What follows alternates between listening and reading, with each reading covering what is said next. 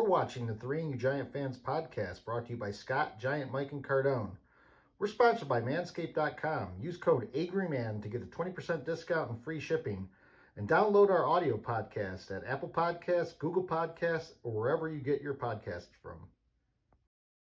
So that was the call. Another back-breaking 60-plus yard field goal to put away the Giants. It seems like basically everyone's doing it these days. It's all the rage. We are the Three Angry Giant Fans. As your host, Scott, Giant, Mike, and Cardone. And Merry Christmas to everyone. Happy upcoming New Year. We're going to break things down. We're going to go over the ins and outs of this game and what the Giants need to do to make the playoffs. But, guys, I mean, you see someone lining up for a 60-yard field goal against the Giants, you might as well just chalk it up. Unreal.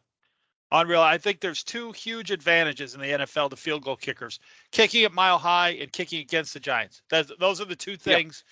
Yep. If a Denver kicker ever got a shot at an 80-yarder against the Giants at mile high, he would drill it. I'm telling you, I'm more worried about 60-plus yarders than 45 and 50 yarders against the Giants. This is stupid. Yeah, no, this is what the third week they highlighted 3 kicks. And don't forget, guys, these are game-winning kicks with zeros on the clock. Yeah. Just the game just ends on 60-yard field goals, right? Yeah. It's stupid. Yeah, so let's give a shout out before we get into everything. This is going to be an interesting one because there's a lot of nothing in this town, and there's not much to talk about. So, hello, Burbank, New York. It's not even a city or a town. It's a hamlet. A hamlet with a population of 956, which means at least we're 1 out of 1,000 people in this part of the town. And it's near Newburgh in Dutchess County. And the only notable thing about it is that Sprout Creek and Fishkill Creek runs right through it. All right. The hamlet. Yeah. Burbank. Hamlet. Yeah. Do we know what makes something a hamlet? It's funny because my dad grew up in a town called Andes, New York. And I said town. Andes is also a hamlet.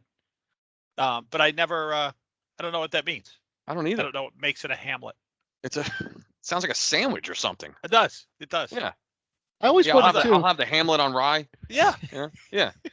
Like sometimes you have a city and the city will have a town.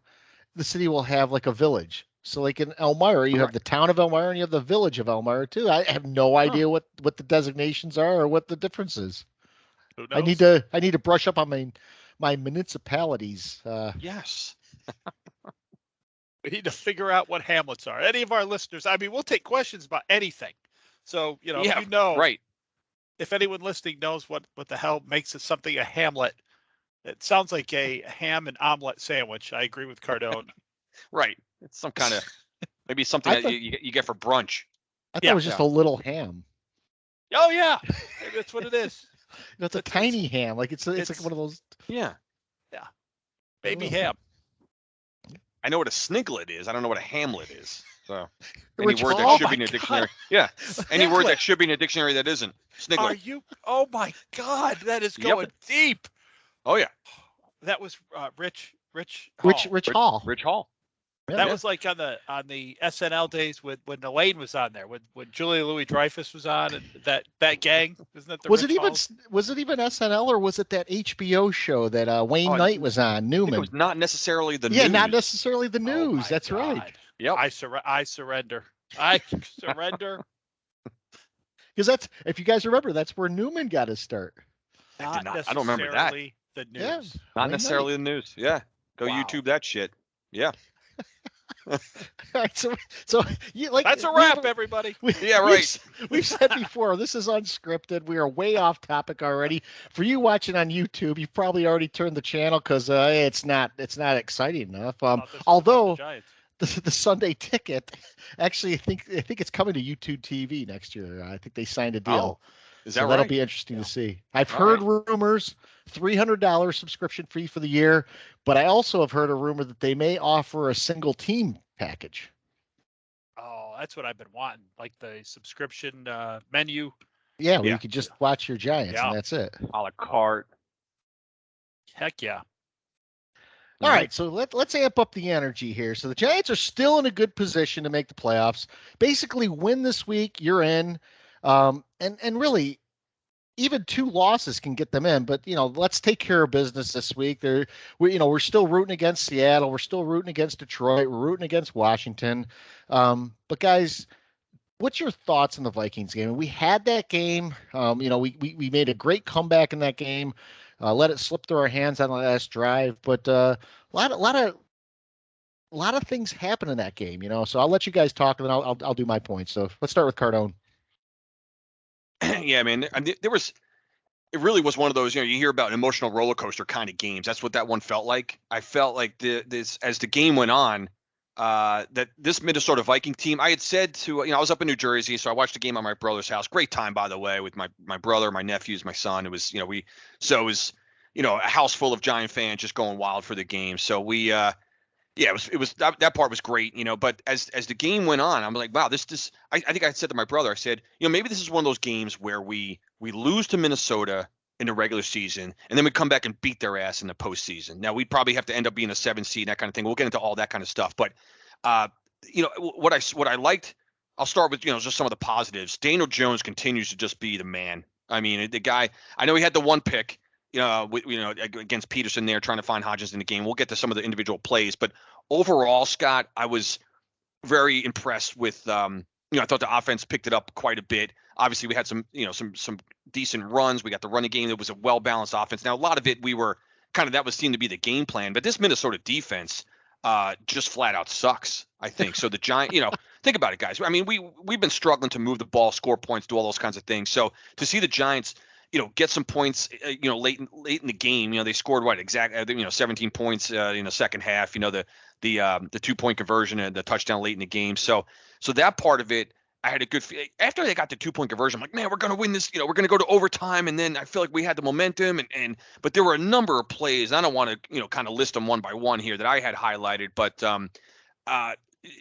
overall, Scott, just to, kind of my take on the game is that the Giants look like they belong to competing against this Minnesota Viking team, who, call them whatever you want. I mean, they do have 12 wins. They're 12-3, although I don't know how. I really don't know how. I mean, I think they're the fraud that everyone, the experts are talking about, this Viking team, because I would love to see them in the playoffs. Here's a crazy stat. Get another shot against them. They're 12-3 with a point differential of 5. Yeah, that's nuts. I don't know how. Guys, they are who we thought they were, and we let them off the hook. But guys, let me just make a point about the Vikings. Can you imagine? And my brother Greg and I talk about flipping the scenarios all the time. Imagine just do an exact flip of the Viking. Think of these 3 games that the Vikings have won. This has occurred in one season. I don't know what would have to happen on this planet for the Giants to win these games. But the game at Buffalo, we all remember that, the 33-30 game, all the things. I'm not going to bring all of them up, obviously, but what they had to do to win that game. And then in back-to-back weeks, having a 33-point comeback win, and then to win on a 61-yard field goal. Get the fuck out of here. Can you imagine winning these games? We're grinding, and it's it's amazing. But the Giants are losing by 33 at halftime. They end up losing by 46. Yeah, exactly. But there was a number, I know we'll break it down, but there was a number of key plays that I felt that it really felt like it was going to be a Giants win. We were getting help all over the league. All the you already mentioned, Scott. Seattle lost, Detroit lost, Washington lost. So if we would be in if we had been able to come out of there with a win. But at least I feel good again about the Giants' chances. The next. I mean, we'll talk about the Colts game, of course, coming up and the rest of the season here. But I tell you what, it was an exciting game. It felt like Daniel Jones continues to just put any doubt in anyone's mind, I think, guys, in terms of, is he our quarterback or not? I think the guy, he, for all intents and purposes, he had a game-winning, he had a game-tying drive at the end of the game, when we desperately needed it, and the 2-point conversion. So there's lots to get into tonight. So I'll let Mike go. I feel like I've already burned my time there. No, you can. Go ahead, Scott. No, I was gonna say, I saw a great tweet after the game. It said Daniel Jones haters before the game. He's got to do well against Minnesota. Yeah. And then when he does well, it's like, well, he didn't win. Yeah. It's unbelievable. They're always going to find something to pick. Of course. Chris, you could have gone longer, Chris, because as I told you guys, I was not able to watch this game live. I think this is maybe the 4th game in the last 20 years that I've not been able to somehow watch live. So So I did catch up. I did see the replay. Knowing it was a loss, a little bit difficult for me to watch and pay attention to. I'll be honest. If sure. If it's a win, I could have like watched each quarter twice, and broken it down. But knowing what the outcome was, I was like, yeah, there's a bad call. Shit, fuck you. It's just kind of rolling through. And but I came away up. The first thing I'll speak to is Daniel Jones. So, early in the year we're winning, and to Scott's point, his haters are like, yeah, but, right? So now he comes with one of these statistical games that they seem to have wanted. The 30 of 42, 334, and the Giants lost the game, not uncoincidentally. This game, although the Giants had several chances at the end to win, was not the formula the Giants have set up to win football games this year. They had to lean on Daniel Jones to get themselves back into this game and give themselves a chance to win. They did. He responded. And we just didn't get it done. 61-yard field goal. I mean, I feel like, and I'll always feel this way, unless, who knows, 15 years ago, a 50-yard field goal was a big deal. Now 60's moderately not a big deal. But if your defense at the end of the game leaves the other team with a 61-yard field goal as time expires, they did their job. Yeah. I mean, they did. They did their job. The guy made the kick. All right, great. Isaiah Hodgins stepped off to me as a guy who he's been flashing a little bit. Guy looks like an NFL receiver. Might actually stick around here a little bit. Of course, someone had to come up and play receiver on this team. So this guy looks like he could be there. And again, Slayton has been called on to do his job, and he's been there. He's gotten some things done for us. He's picked up a lot of big first downs. He's not the consistent guy. He's not catching a ball or two a drive, but he seems to come up with the big ones at the big times. Overall, yeah, we went toe to toe again at their place against a pretty good team. Yeah. I mean, well, I do agree with you guys that they are not a 12-win football team that we're used to seeing out of a 12-win football team. I'm not afraid of them in the playoffs, as you guys had mentioned. But still, I mean, the Giants played well, and they got beat. And that's okay.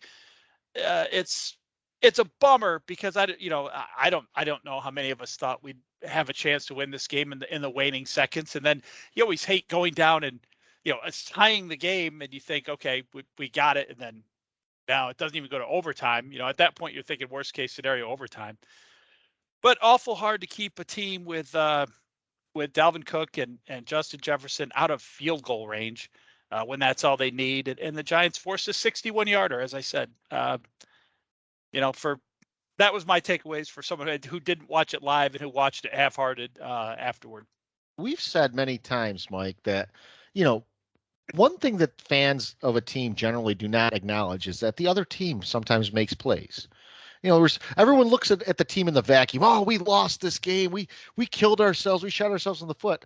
Yeah, but Minnesota executed when they needed to, and the guy made a 61-yard field goal. You have to just tip your cap and move on. There's not much you can do about it. Like you said, the defense, for the most part, did their job. They held them. They had a third and 11 prior to the field goal attempt, and they did a little wide receiver screen. He got just enough yards to get to like the 40 or whatever, and next thing you know, they're kicking the field goal. Yep. I don't know. I don't know what you can change there. I mean, like you said, the games aren't played in a vacuum. Another thing I didn't mention, we're at their place, 12-win team. People are doubting us. I don't think we're the team out of the two on that field who needs to be doubted. We lose the turnover battle 2-zip, and there we are. There we are at the end of that game. But here's some crazy plays, guys. So, Mike, I'll give you a little bit more, like specific. And if you watch the full highlight reel, I'm sure you saw all these. But Scott, I just got to run down a couple of these because these. It's one of those games. Then you look at the statistics. Like, wow, the Giants, man. Like we said, we outgained them by almost 100 yards. Yeah. Here's one thing, and we'll again penalties. We talk about this every week, but again, how does a team? And I knew this before tonight. Like Minnesota, 2 penalties, 14 yards. The Giants, 7 for 63. So we'll get into that a little bit. But let me just highlight a couple plays in a football game where the Giants really looks like, wow, how did they like this?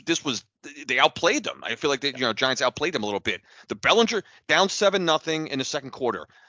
Jones finds Bellinger out in the open space. Bellinger gets the old punch out from behind. So we lose we lose that turnover there.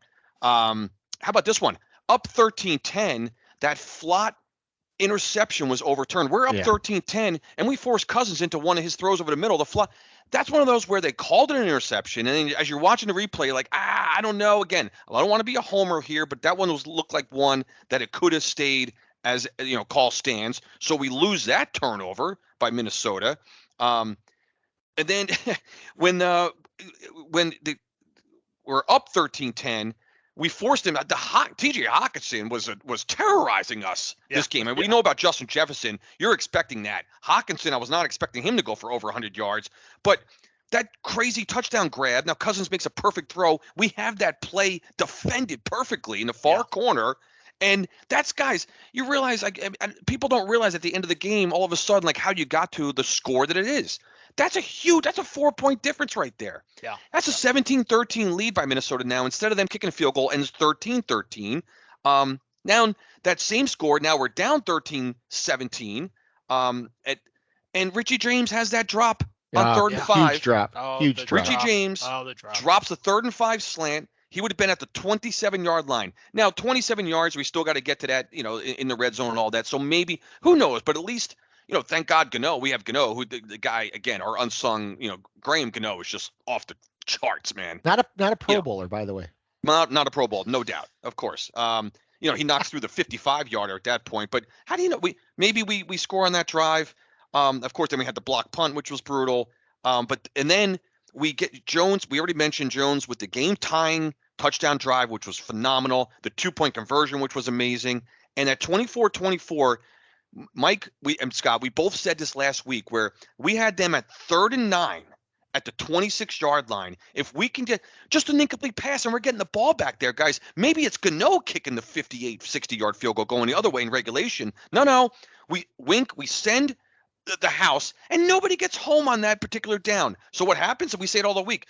We say it every week. Cousins somehow, right, Tibbs is being held. Mike's holding his Tibbs jersey.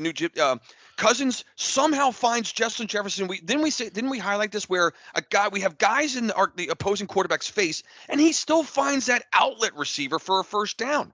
So then, Scott, on top of that, yet they convert to 3rd and 9, and then now they have no timeouts, the 3rd and 11, and that screen pass where Tibbs is being fucking grabbed the entire time, where Tibbs is barking at the official in the middle of the play because he snuffed that play out. They don't call the holding, and then the 61-yard field goal. So all of those plays, if one of those goes the other way, the Giants might win this game. It's nuts. Guys, well done, Chris. The officiating as a whole in the league we've talked about how abysmal it is. It impacted this game too. I mean, so you were talking about that last play, but here's a play you didn't mention. And it was right before halftime. We get an interception, and we're going to be in field goal range with no time left, just enough time to kick a field goal, basically, and we're going to go up. And if you watch the replay of that, the defender is actually going around the receiver to get to the ball, and they called him for hooking the receiver. And by the way, it's the same exact thing that Patrick Peterson did on the interception of Daniel Jones that, of course, was not called. So again, the consistency part of it. And then the other part was, in those last couple drives Minnesota had, they're blocking for that wide receiver screen 5 yards downfield before the pass is even thrown. How is that not offensive pass interference? Yeah. Great call, Scott. I was thinking about the same thing. Those they're not downfield. We've been called for that a number of times this year. 1 yard downfield, and nobody was down past the line of scrimmage. Bullshit. Well, I'm not even talking about the interior linemen, just the outside receivers. Right. They're not even running a route. Yeah. They're just blocking before the pass is even thrown. Right. And the other thing that made me mad, now they did call defensive holding on a run on both teams, but if you watch the replay of either of them, actually, the defensive lineman was actually the one getting held. And yet they're calling a penalty on this guy. Like Leonard Williams is getting thrown to the ground, and he supposedly is holding his guy. He gets hurt on the play. He goes to the sideline. He's got a hurt wrist. I'm like, how the hell does that result in a penalty for your team? Automatic first down too. Yeah, that was shades of the Baltimore Super Bowl, the Armstead touchdown return with the phantom defensive holding in the the line. It was Hamilton, right? The hammer. Yeah, it was on Hamilton. Oh my gosh. So I was joking about it earlier about the Pro Bowl, but two of the guys that have had stellar years for the Giants, Graham Gano and Andrew Thomas, did not make the Pro Bowl this year. I have no idea how neither of those guys made it. And I think Gano is something like a third alternate. He's not even like the next guy in line. And what kicker made it? I can't even go through. I'm trying to go quickly in my head through the kickers in the NFC. Be Greg Joseph. I actually don't know. I think it might be Elliott from the Eagles. A lot of times they do it based on points. Yeah, that's it. They just go down. Right. Oh, this guy had this many points. All right, he's the best kicker. To think that the way the Pro Bowl is voted for, that they could possibly get the offensive line right, is so far out in left field. I can't even imagine it. I mean, Andrew Thomas he's a unicorn. We stick him in at left tackle, and he does everything he needs to do, and we don't have to worry about that anymore. The fact that this offensive line still sucks with Andrew Thomas at left tackle shows you how bad the rest of the guys are. It's unbelievable. The offensive line, when you ask fans to vote, what kind of fan is breaking down offensive line play? It's names they've heard before, guys. That's it. That's all this is. Yeah, so the guys, the two Giants that did make the Pro Bowl are Saquon Barkley and Dexter Lawrence. So we do have two participants. And I think it's funny I don't know if you've heard what the Pro Bowl did this year. You have to show up to get your bonuses. Like you can't do the old, thank you, but I got a calf injury, I can't show up. You have to physically be there to gain your bonus. Like it matters, Must be present to redeem your prize. You're right. I love it. I wonder if they're serving Hamlets at the banquet there in the Pro Bowl. I love that. It's a good tie back to the geographical question. Absolutely. Learned all my comedy from David Letterman growing up. You go back, you tie it back. Yes. In the beginning. I always wanted to throw a card and just have it go through a window.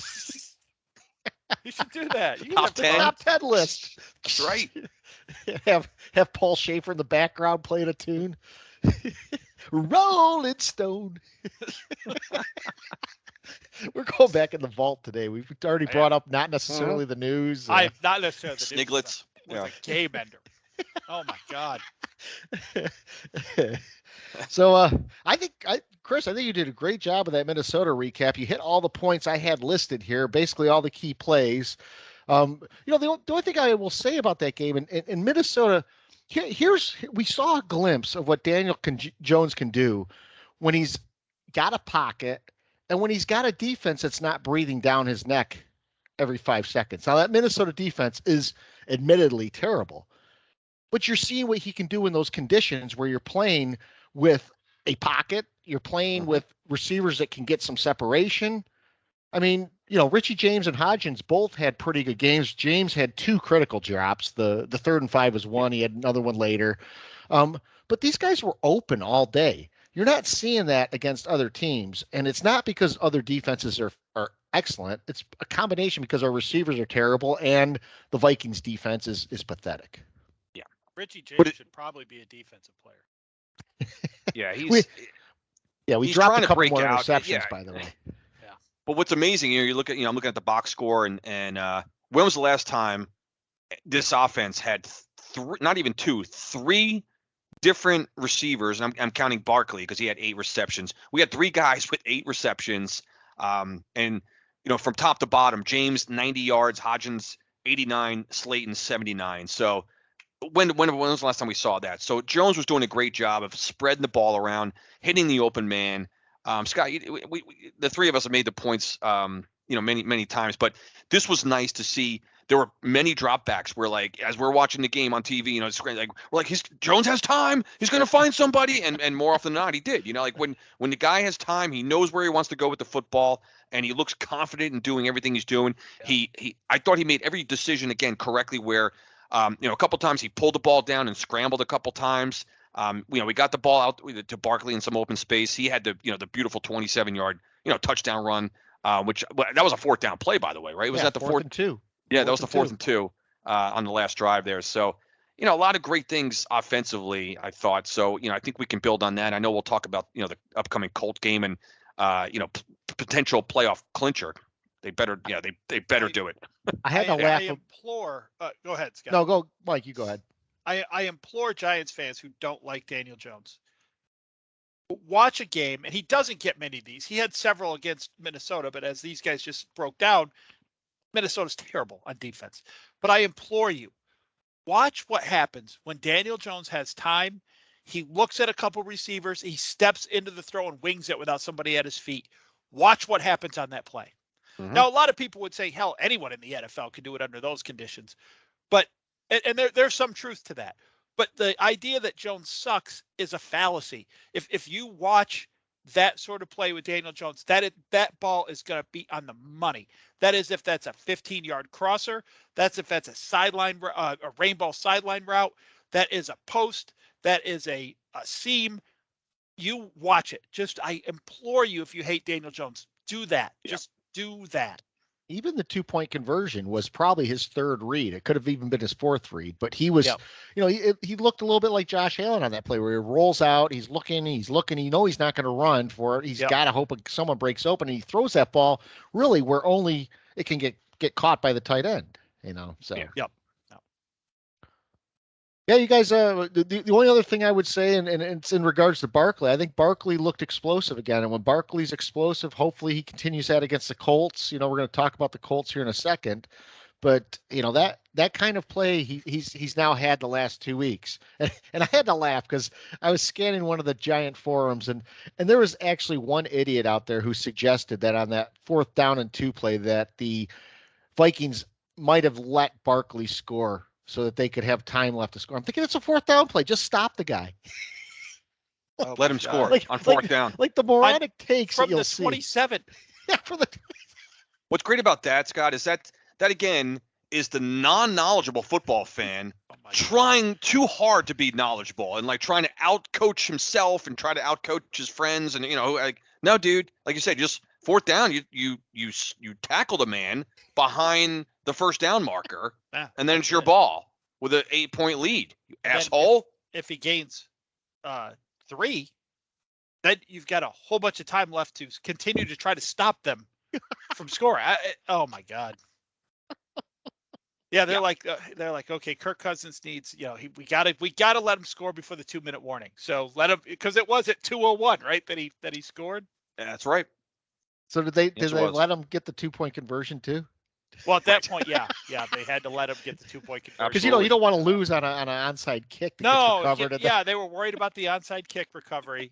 So they absolutely let him get the 2 to put it in Kirk Cousins' hands. By the way, that's exactly where they wanted that game, in Kirk Cousins' hands. So well done by the Vikings coaching staff there. I got to throw. Go ahead, Scott. I was going to say I got to throw this in just before that. Just the absolute hell. I have to throw this out there just for the absolute hell of it. There's no rhyme or reason or purpose for this next comment, but between being beat by a 61-yard field goal and then watching the New York Knickerbockers lose a 9-point lead with 33 seconds left last night against the Dallas Mavericks, which is, guess how many times it's happened in the last 13,384 times a team has had a 9-point lead with 33 seconds left? None. How the hell did that happen? Oh my God! I don't even know how that happened. Teams were exactly, Mike. Teams were not even like 500. 0 for 13,384 when you had a 9-point lead with 33 seconds left, and the Knicks managed to do this. Anyway, I had to get that in there. I did see the highlights of that. Walk me through the sequence there. Oh my God, it's too painful. I mean, I don't even know. It was just a haze. Well, the Knicks missed 7 foul shots in the 4th quarter. I tell you how it did happen. Well, Dallas all of a sudden threw in like 3 bomb threes, like Steph Curry kind of threes, with a couple possessions. Knicks were getting fouled or whatever. They keep going to the line. They're hitting 0 of 2, 1 of 2. Next thing you know, Dallas just keeps hanging around. So now the Knicks do get fouled with I don't know how many seconds left. I almost said Minnesota. I'm looking at the Minnesota Viking things here. Dallas inbounds the ball, and then the Knicks up by 3 with a few seconds left, and I think it's Doncic is dribbling up. They do the right thing. They foul him, before he gets a shot off. So now they send him to the line with 4.2 seconds left. Knicks up by 3. Doncic makes the first, and then he does the intentional miss. I wasn't even sure if he was going to do that because there were 4.2 seconds left. Maybe that would be enough time. But anyway, He does the intentional miss. The ball comes. It's perfect. The ball comes rocketing back out into the paint. Two asshole Nick players go up. So you got 4 Nick hands on the ball. The ball gets tapped once over to 4 Nick hands. They somehow can't manage to pull the ball in. It magically falls into Doncic's hand, like some guy's lobbing him the ball for a slam dunk championship type of pass. It just magically appears in his hands, and in one motion, doesn't even have to go up and down in midair, mind you. It's like the Seinfeld, like the Keith Hernandez spitball. In midair, mind you, grabs the ball that couldn't be corralled by 2 Knick players, and it does a putbacker with 1 second left to tie the game. They go into overtime, and the Knicks get blasted in overtime. They lose by 6. So it's unbelievable. Very kind of Reggie Miller-esque, but that was, the Miller, we all know, that was one player. It was just Reggie Miller, who came back from 8 points, I think, whatever the hell that. But yeah, 13,384 last times that's happened where you've had a 9-point lead. The team just went on to win because that's what you do. So there's a couple of interesting quarterback changes, and this will transition into the Colts preview. But Carson Wentz will be the quarterback for Washington this week. So it must mean that Taylor Heineke and his pixie dust have run out. And no, he must be hurt, right? No. They can't replace. He's a healthy scratch. Why? I don't understand. I don't. Neither does Chris Collinsworth. 2 weeks ago on TV, this guy was that's weird. And then David if my eyes rolled any harder, I would have just snapped my neck.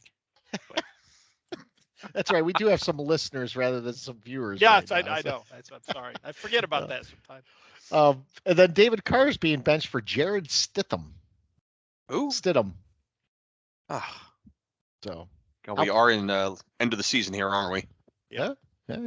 And yet, if anyone watched the Colts' pathetic display against the LA Chargers, where I'll get into this because, again, it's a fantasy nightmare, and one of the reasons I envy Cardone not playing fantasy. Mike actually liked this game, but I will tell you why I didn't in a minute. The Colts are going to stick with Nick Foles for the Giants game. The Nick Foles who midway through the fourth quarter still didn't have 100 yards passing, but yet had 3 interceptions. Yeah. I have a lot to say about this, but I'll wait till we get into the Colts preview because it all rolls in.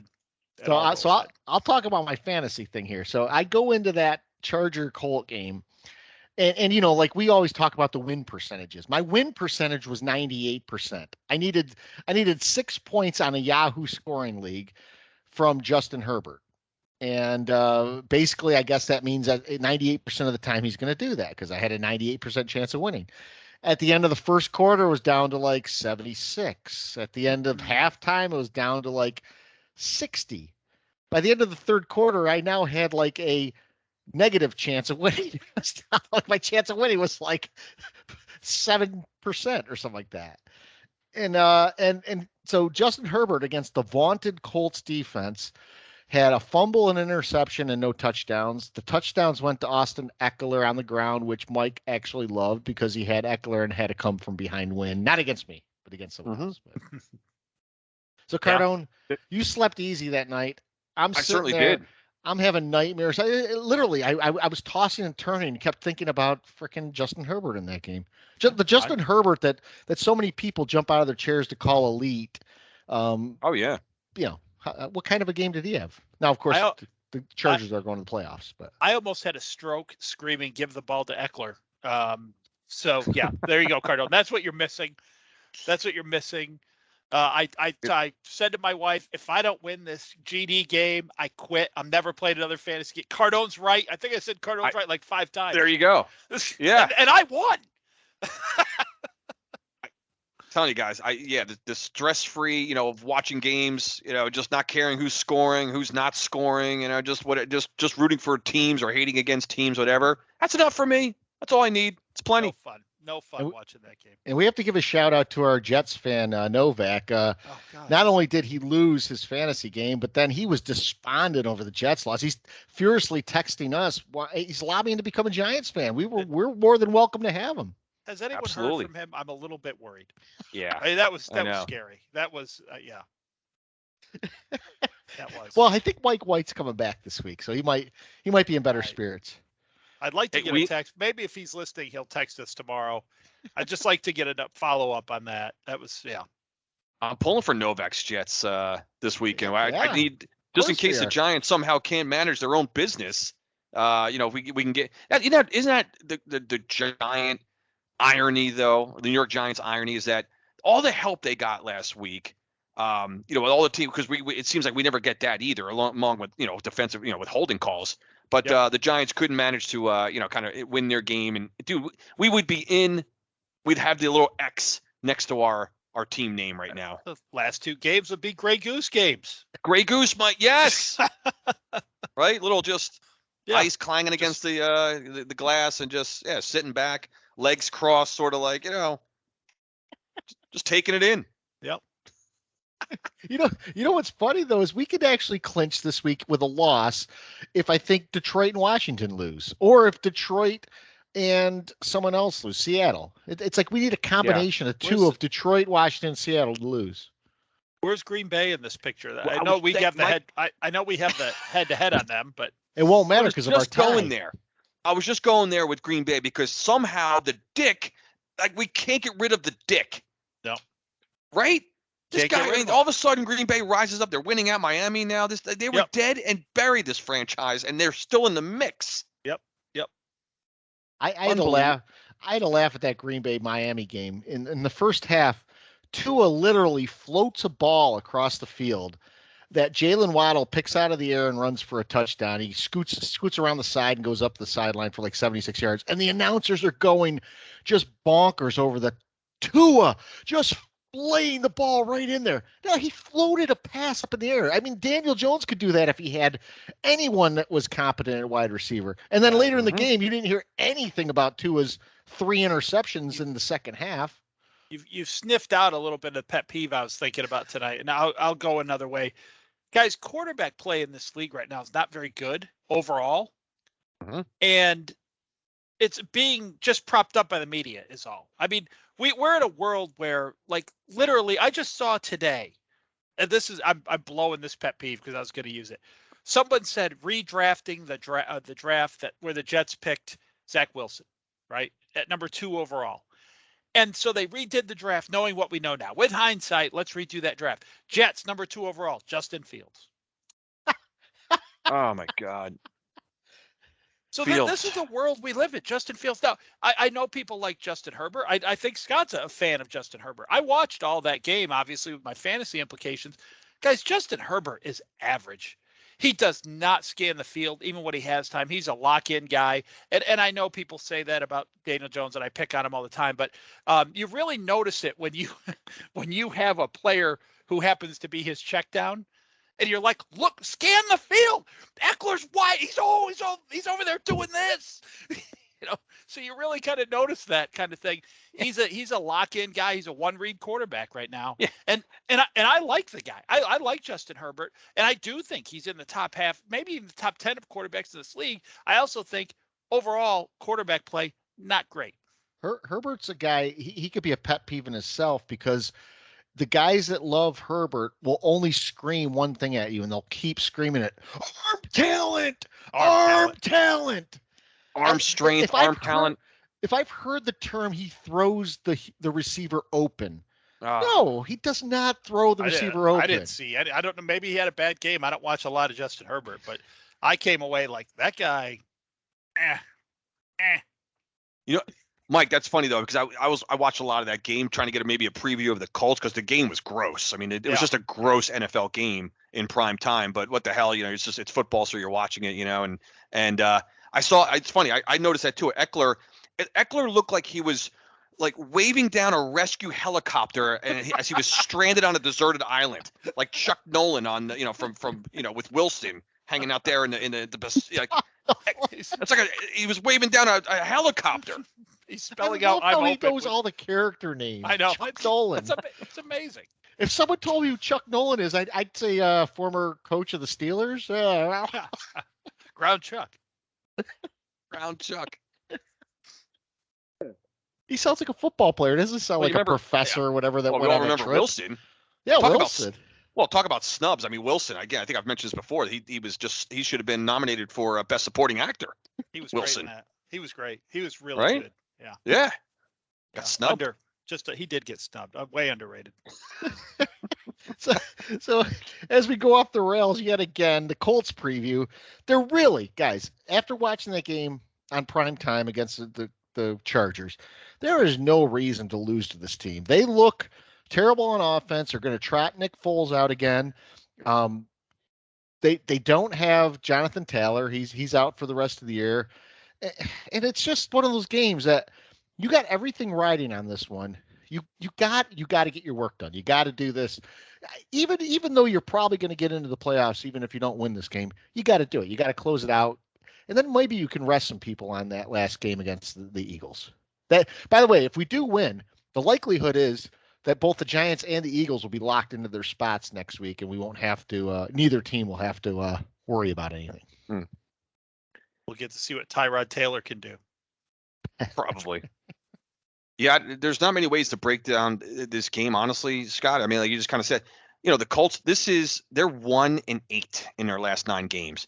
I mean, we're catching them at the time when we desperately need a win at home. By the way, guys, this would be the first time the Giants will clinch. Well, listen, we haven't been clinching any playoff spots in the last 10 years, right? So I'm not sure how many. This would be the first time they clinch a playoff berth at home since 2012 when they beat Dallas, I think, on the last game of the year or something like that. But no, this is a game where the Indianapolis Colts, we've seen it with our New York Giants the last couple of years where they are just playing out the string.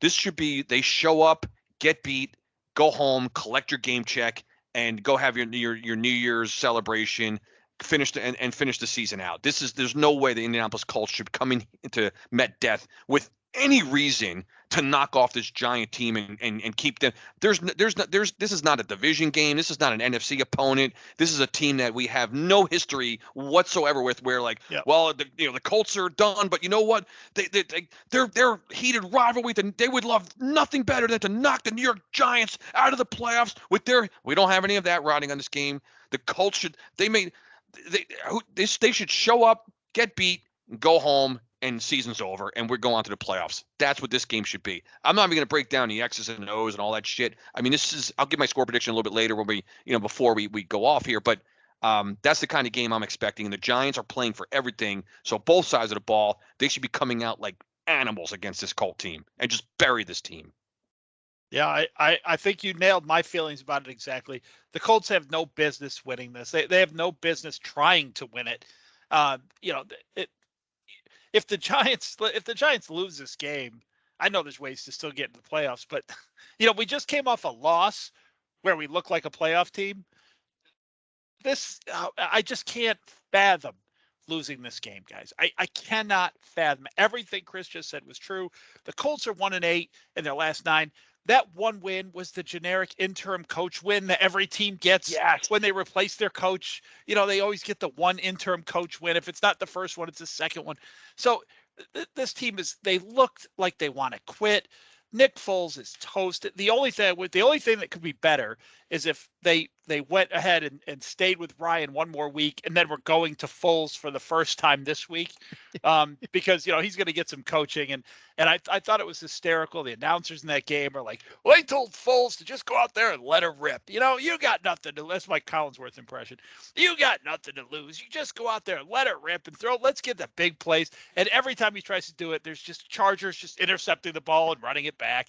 It was comical. It was a team that is so mailed it in. Everything Chris just said is true. They don't want to drive to New York. Drive, whatever they're doing, flying to New York. They don't want to play in the cold weather. They're a dome team.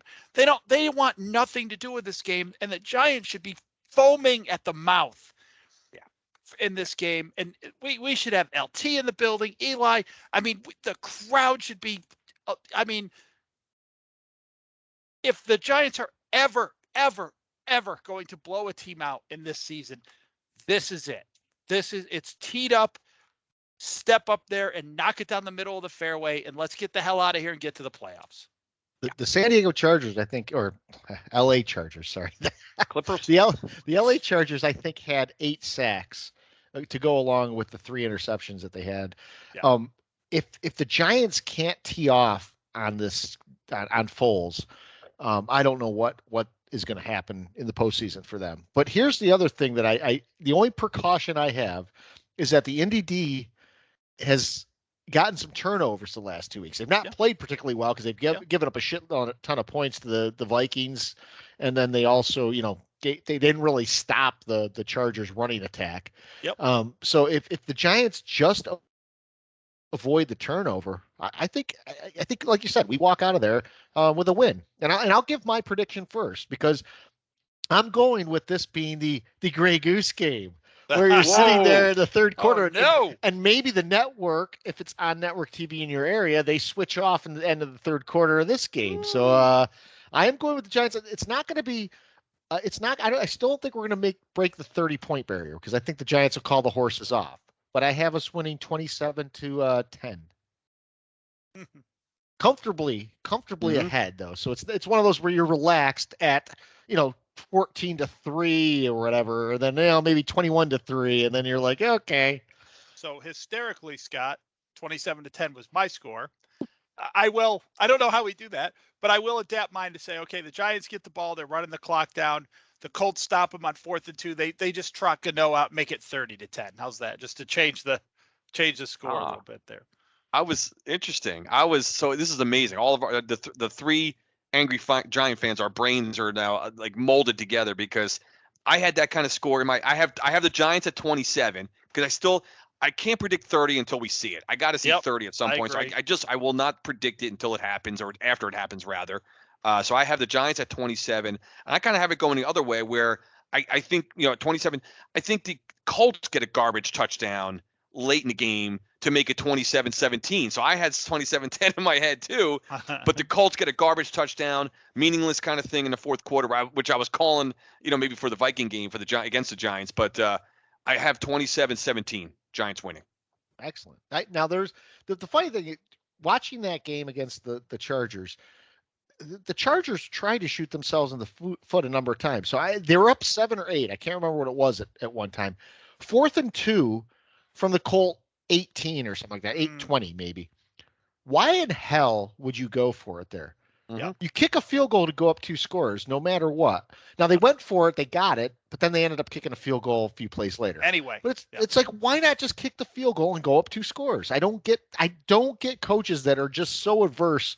What is going for it get you there? You either have to get a touchdown, or you're in danger of not even getting the first down. Well, same game. We might be saying the same thing, Cardone. Same game, and this is where Jeff Saturday and that staff they are overmatched. They're overmatched by anybody, and I think Wink Martindale and Brian Dable are going to run circles around them. But so say kind of reverse of what you just said right at the beginning of the fourth quarter, Scott.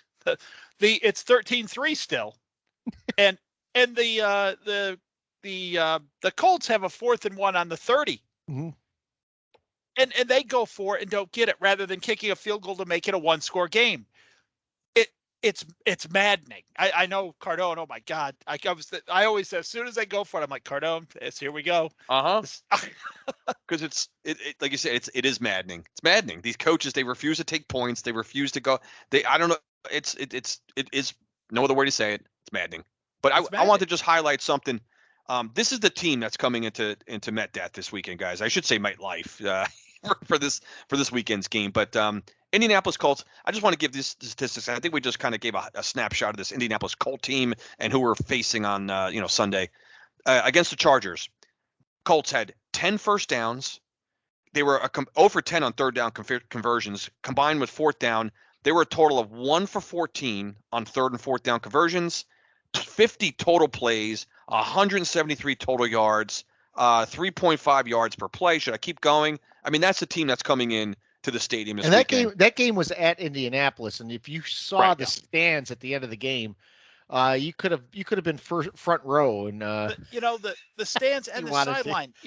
We mentioned Foles just throwing these interceptions and this game started out pretty well as I remember for the Colts and Foles just tried to give it right back, but nobody looked like they cared. There wasn't a receiver flailing his arms up. Foles wasn't like, damn, the offensive linemen weren't yelling at each other. The coach, Saturday just stares straight ahead. They're done. It's over. Yeah. Just come on in, get your beating, and get the hell out of town. Let's have a Grey Goose game, boys. That's it. So if you didn't get any gifts on Christmas from Manscaped, you still have time to use the promo code AngryMan to go to manscaped.com, order any of their gear, get the Lawnmower 4.0, get the Premium Platinum Package 2.0, anything you want there. Get some creams, lotions, shampoos, great stuff. Our promo code still works, so the promo code is AngryMan. Go to manscaped.com, AngryMan, 20% off the order and free shipping. And for you that are listening on the pod, you didn't see Mike showing his stress ball to the Angry camera. Man. This is my Angry Man. That's his Angry Man. You guys got any pet peeves for this week? I'll actually start with Mike, so he doesn't get overshadowed by Cardone. Yeah, no, I have a small one, so go ahead, Mike. That's a tough act to follow. My pet peeve is not really a pet peeve. It's a solution to all of our past pet peeves. Everything we said about the media, everything we said about coaching, we just mentioned coaching, everything we said about the broadcasting, I mentioned media already, officiating, right? The NFL needs an overhaul, right? I don't know how into Twitter you guys are, but Elon Musk bought Twitter. He mentioned this last week too. Yeah. No, and I said it, and I said I just said it off the cuff, and I've been thinking about it ever since. Elon Musk needs to take over the NFL. They have all these Twitter files coming out where we're learning that behind the scenes all this stuff was happening. I want the NFL files out. I want the Roger Goodell notes to the officials that say, hey, we're going to start on third down. We're going to call defense. I want to see the memos. I want to see the internal. I think Elon Musk can get this all out for us. This is the solution. I like Chris or Scott said, I mentioned it off the cuff last week. This is the best idea I've ever had. I've started a hashtag on this. It's Elon buys NFL. Hashtag Elon buys NFL. So if you're on Twitter, if you're listening, check out the hashtag. Give me some love on that. We're going to get something started here. This has got to happen because we already know it's not fixing itself. Everything we think is wrong, like these officials double down, right? They like call the roughing the passer now and they smirk like, oh, I know that's going to get people pissed off. No one's having them fix it. There's no change. There's no, from week to week, there's not like all of a sudden this thing where we're backing off on 3rd and 31 defensive holding. No, everyone's fine with it. We need a huge change at top. Elon Musk, I don't know if the NFL is a thing you can buy or if we just need to get him as commissioner. I don't know, but Elon Musk is our answer. He will get the truth out, and that's what we need to have happen. So you know who loves this love it. and then who hates this?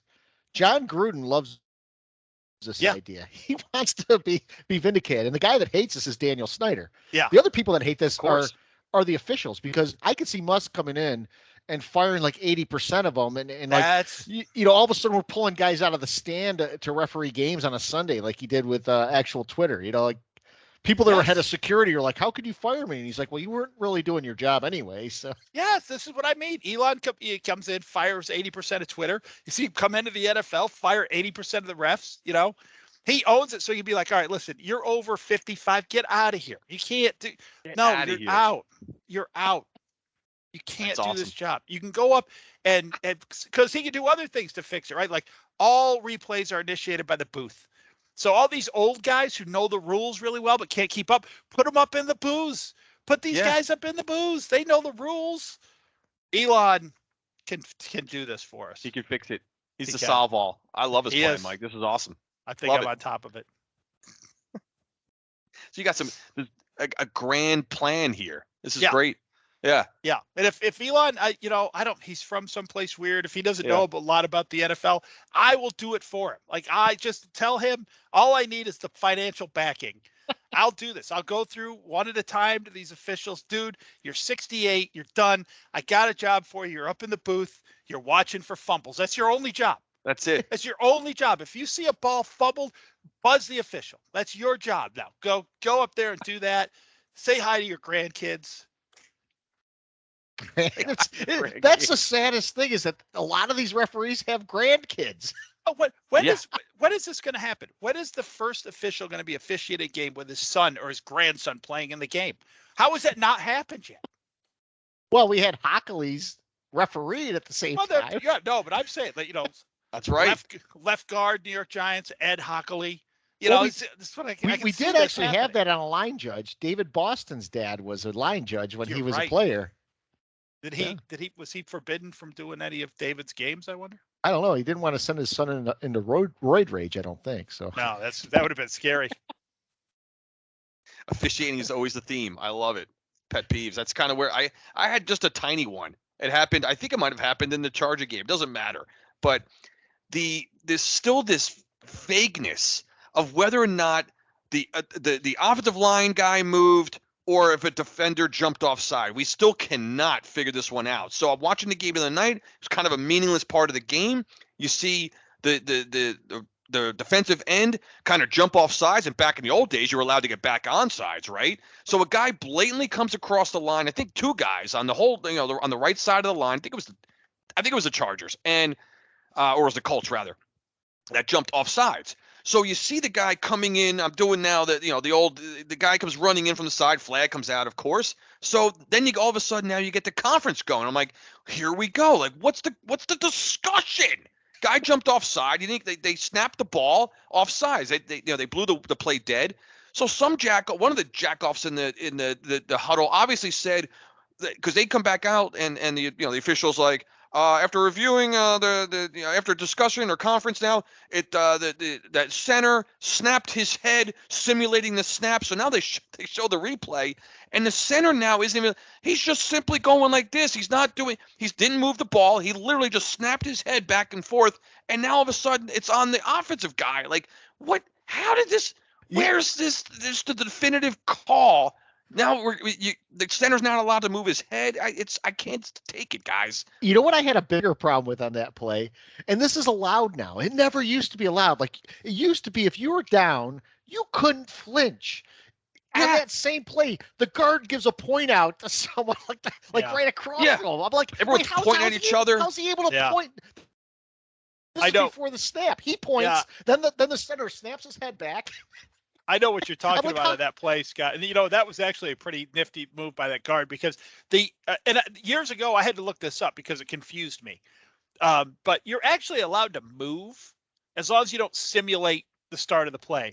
But right. I noticed on that play, Scott, that guard was like, he just like it was like a ninja, so that was a pretty crafty little move. He got away with that, actually. That was But the center did. He snapped his head up, like almost he's looking at right at the guy, and he got called for that eventually. I'm actually sort of, Chris, I get the point about the conference. I'm sort of glad they got called for that because I hate that Bush League shit. Remember a few years ago when it was Shiano or one of those guys always had his guys do the old reset where they would pop up and that would, like, the defense would come rushing in and he'd be like, oh, wait a minute, we're just resetting or whatever. Shiano. It's just, it's true. I mean, I kind of hate all of it. I hate both sides of it, but it's the thing that pisses me off is still, I've seen that called offsides as well. So there's absolutely, there's nothing definitive about it. That's what drives me crazy. You don't know what the accurate call is. They can't get it right.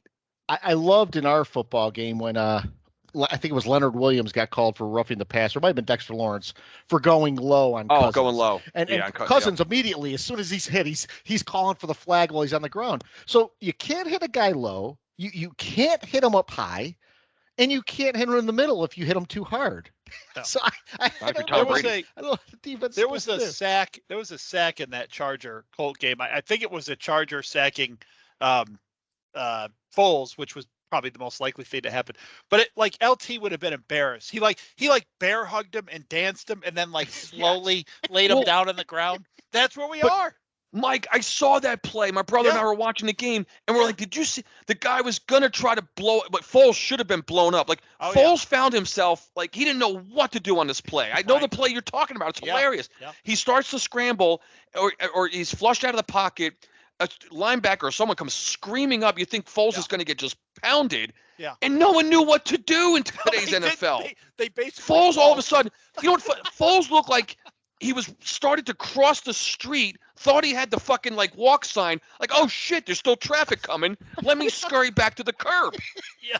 That's what Nick Foles looked like. He accidentally found himself like, oh shit, I'm on a live NFL football field. Let me get out of the way. Yeah. And the defender doesn't know what to do because all of a sudden, in a split second, he sees, holy shit, that's the quarterback, so I can't blow the guy up. So you're perfect, Mike. You said, let me just kind of dance with him and hope that they eventually blow the whistle because I can't throw the guy down. That is hilarious. I saw that play. Yeah.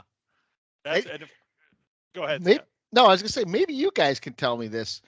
Did they change the rule that you can eject a guy if his hit is too violent?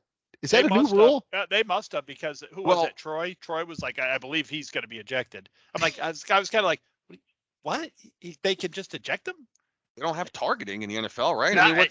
No. I was waiting for the official to come up and do the old punch to the head. And no, it was go more targeting. like a baseball ref. Like he was like, he's out of here. That was an awesome vicious hit right out in the open field there on the I was telling my wife about that. We were watching. I said, that's football. Yeah. Not only would that not have been a penalty, in the 80s, but they would have used that on promos. Oh yeah. It would have been NFL Crunch Time. Yeah. The VCR version of NFL Crunch Time. Yeah. I said that was nasty. That was awesome. Yeah. So I know Chris went to the officials and Mike went to the NFL as a whole. Mine's going back to the media here. My pet peeve is blowing a guy without context. So like Baker Mayfield all of a sudden went from being a bum in Carolina to, oh, this guy's he's got to have a starting gig next year. And sure enough, he had 2 great games out of the last 3 when he was beating the Raiders and the dead corpse of the Broncos. But no one's talking about the Packers when he went like 12 for 21 for 111 yards and a couple picks and looked terrible. And I think they scored like 10 points, if that. Mm-hmm. So why do we selectively pick these guys? And then no one's talking about his tenure in Carolina at all. No one's saying, well, wait a minute. Sam Darnold came in here and all of a sudden they're a playoff team possibly. Yeah. And Baker Mayfield was a joke. You got replaced. Yeah. Good stuff. It's creating, Scott. No, it's great, man. I don't know. It's the media. There's no answer. There might be a team that throws money at Baker Mayfield. I can't wait. It might be the Broncos. I love beating the tar out of the corpse of the Denver Broncos. Yeah. That's what I want people to say about the Giants-Colts game on Sunday at 5:30. The Giants beat the tar out of the corpse of the Indianapolis Colts. And I want to laugh when I hear that with my Grey Goose going, yeah. Yes, more ice, please. More everything. Yes. That's a very funny one-liner. So we do have a couple of questions this week. First I'm going to call him out because he didn't want to be known as the guy that put this question out there. But we're going to go back to our Jet fan Novak. He's had a bad week. Tough loss for the Jets. They look bad, but he says gives us our worst nightmare. Dallas and Philly play in the NFC Championship game. Who do we root for? And we have to answer this. So I'm going to start with Mike on this one. I mean, this is almost automatic, right? It was, if Philly hadn't won one a few years ago, my automatic answer would be Philly to keep them at 0. But Philly's got theirs. They still would need 2 more after if they get it to catch up with the Giants. Dallas, it puts them 2 ahead of us. I'm projecting here that the winner then goes on to win the Super Bowl. So that might not be the case. I would want Philly to win that game. Yeah, I think we've brought it up a couple times on our show that's there still has to have a lot of things happen, for that. But again, our worst nightmare is a Philly Dallas NFC Championship game. Let's be honest. And I've thought about this. without even breaking it down like you just said, Mike, in terms of titles, I'd have to go with Philly. Dallas is that much more on a level of just like. I think we might have lost Chris on that one. No.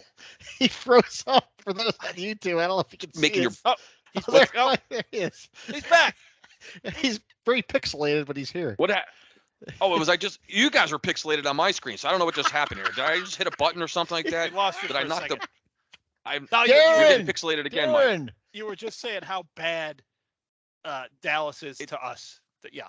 Oh, it's always. I'm sorry about. Yeah, I don't know what's going. It looks like my connection's going a little haywire here, but no, it's always Dallas is the worst case scenario. So Dallas winning anything trumps any scenario.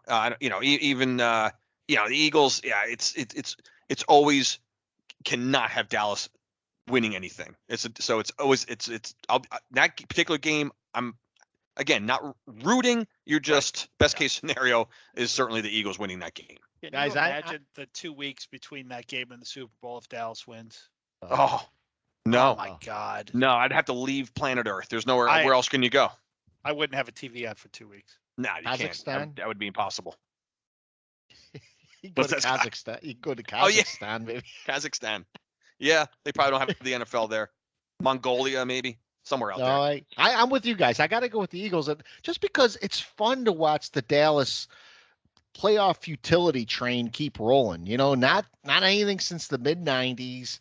Skeletor is going to be sitting there shitting his pants, and they're going to show his face 20 times in the last 2 minutes of that game. Just kick their ass, send them on their way. And the best part is, even if Philly wins and they go on to the Super Bowl, you got a chance you're going to see a Philly fan eat horse shit again. So it's like, Get beat by Andy Reid, right? That could be awesome, oh, that could be good too. That'd be a great matchup. right? I'd love that.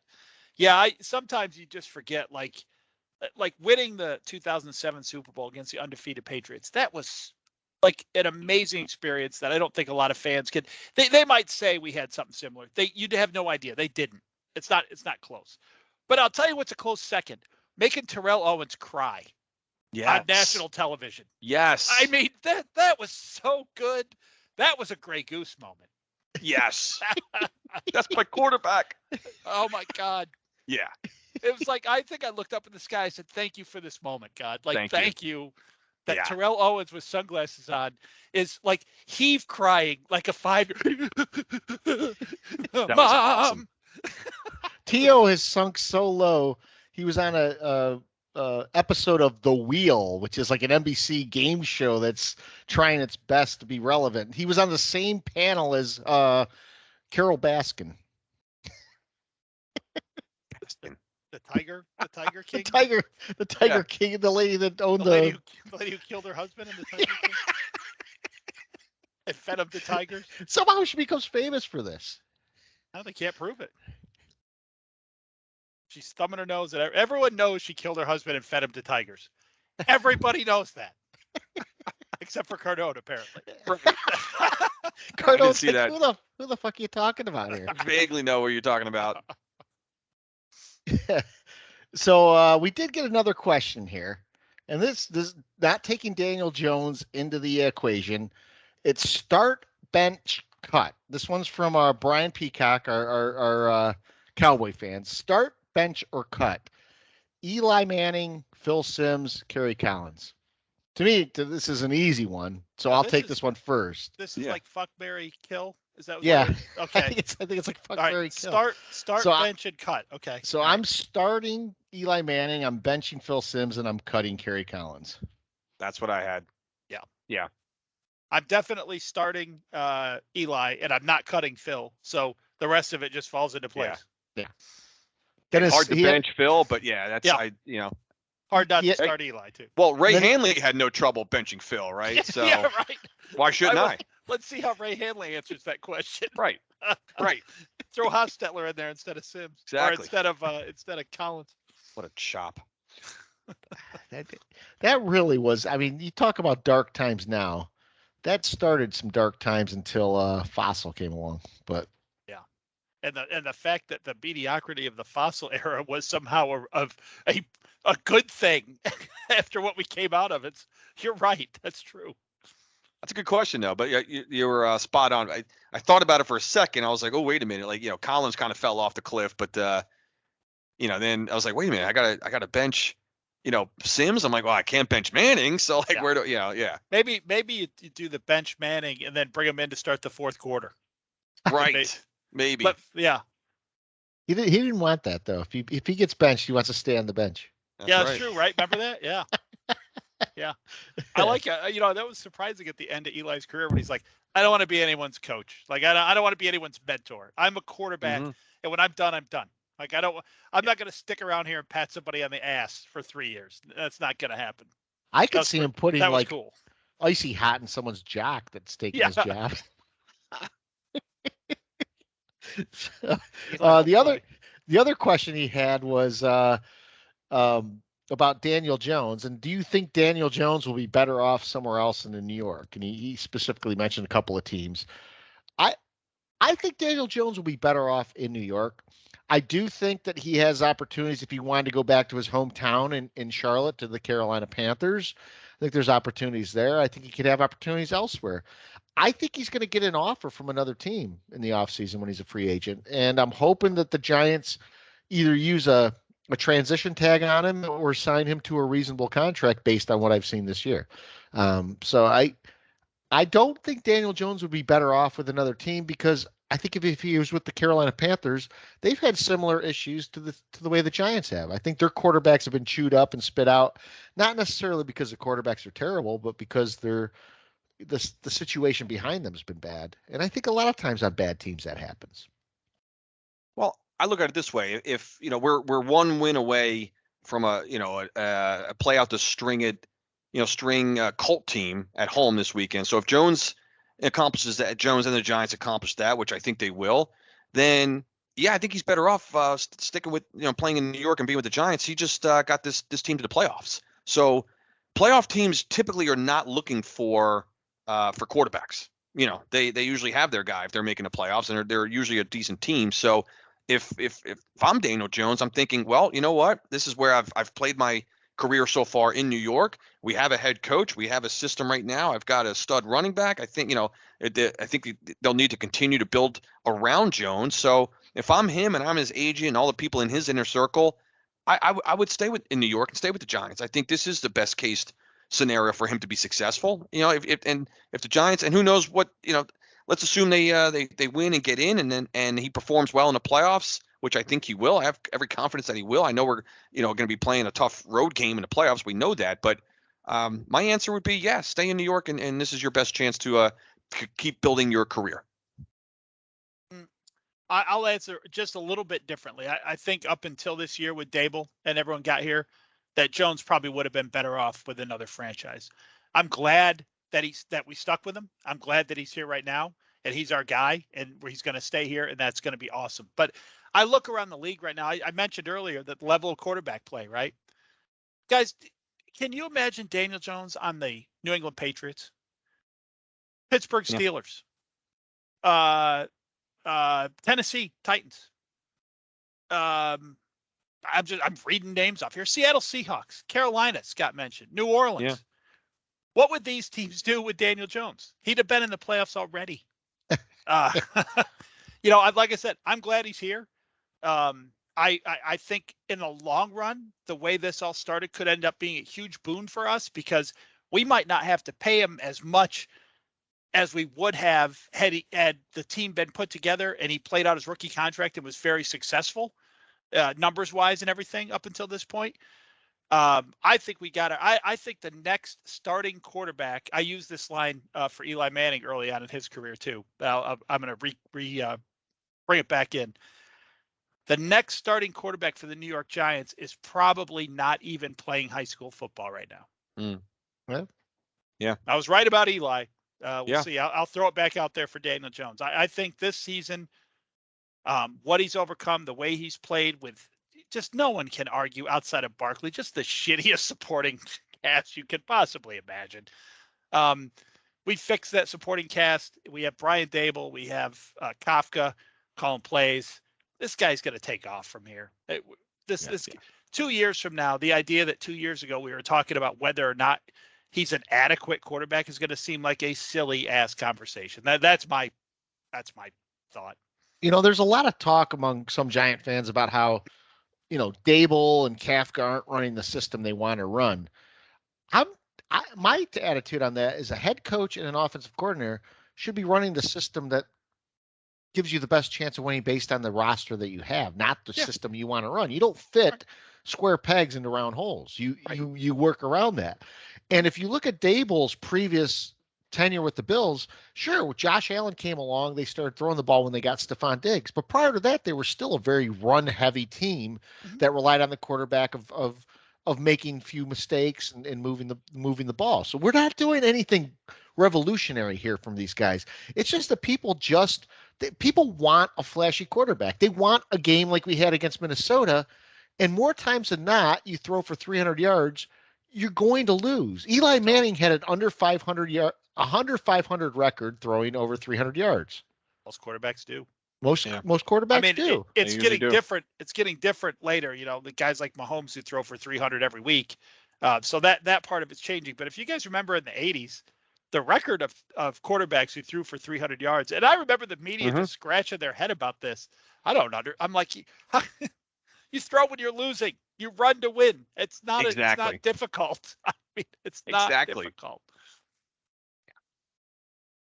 What would the Jets do right now? What would the Jets do if they had Daniel Jones right now?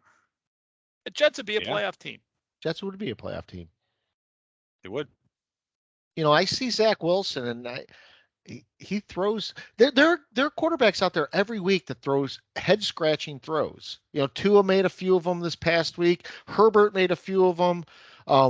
Zach Wilson does every game. And Daniel Jones makes one interception, and guys are micro-analyzing this one interception. Like, oh, he threw behind the receiver. This is a ridiculous pass. You can't be throwing that. Well, what about the guys that are just slinging it downfield, getting picked off for no reason? Yeah.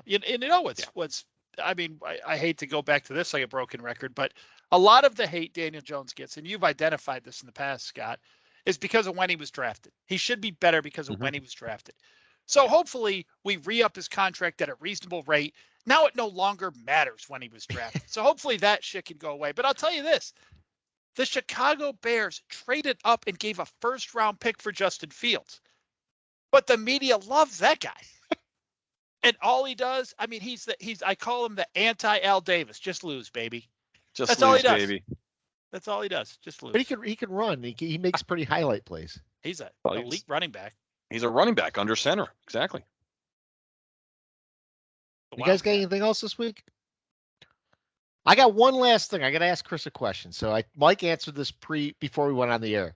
So I'm gonna suicide pool, and I'm still alive. Oh. It's me and 20 other people left to split 10 grand. 10 grand. And I have both the Giants and Lions available this week. Giants are playing the Colts. Lions are playing the Bears. Who do you pick? Oh my goodness. Just because it would be that much more painful if you pick the Giants and they lose, and then we're losing the game and you're losing your suicide pool. I might have to just take the emotion out of it and not go with and just go with the Lions just for that fact. I did the opposite. I said I'm already going to be really pissed off that the Giants lost. Why not just pile it on? Just give it on me. I'm going with the Giants. Put it all in. Oof. That's a tough one, man. The Lions just came off a loss to the Panthers. The Bears could sneak it. It's a division game. There's emotion there. The Giants are playing a non-division opponent at home. I got to go with the Giants. Oof. I tried to take emotion out of it, Chris, by saying if I weren't a Giants fan, I would probably pick the Giants in that game, but I can't unknow my fandom. Like, you can't unknow that. I know. I would just have such a tough time, just as a fan losing, and then on top of that, losing out on the suicide pool. So you're getting double barreled there. Once you break a TV, you can only break it once. Think about the win-win. Fair. Don't think about the double loss. Think about the double win. Exactly. That's not us here at Angry Giants fans. Oh, We God, are no. glass half full guys. No, we never talk about winning scenarios and like, no, it's just Prior to this year, angry. There it is. Prior to this year, I hated betting for the Giants. And yet this year I've bet on the Giants, I think 7 times, and I've won all 7 times. There's been some enticing lines the Giants have been involved with, for sure. And that's a little preview of something I'm going to probably get into next week because I haven't finished researching it yet. Lines in general are down. You hear a lot of people saying this line seems ridiculous, that line seems ridiculous. NFL's caught on to Vegas has caught on to the NFL keeping these games close. I have several examples next week. Oh, a preview. I love a Love it. preview of next week. This is great. Tune in. Love the preview. Tune in. You should have did this earlier because people might have shut off the podcast by now since we're an hour and a half in. But Shit. Yeah. All right, fellas.